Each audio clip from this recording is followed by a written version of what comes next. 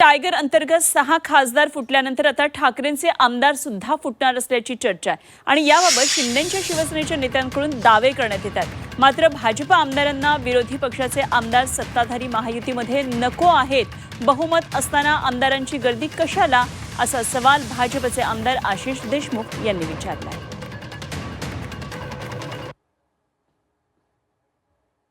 आम्ही 288 पैकी 237-38 जण आहे।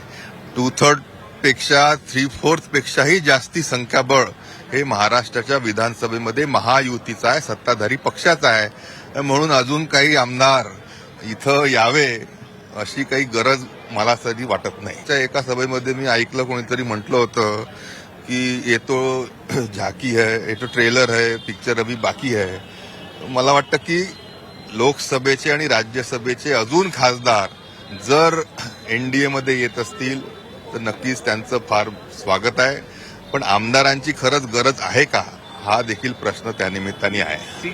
शेवटी सत्ताधारी पक्षामध्ये असलेल्या आमदारांवर जर अन्याय नको असेल, आम्हाला जर विकासासाठी पुरेसा निधी अपेक्षित असेल, समोरच्या निवडणुकांमध्ये उमेदवारी जर आमच्या लोकांना राज्यामध्ये सर्वदूर मिळायची असेल, तर इथे अनावश्यक असलेली गर्दी आमदारांची कशाला, हा माझा प्रश्न आहे।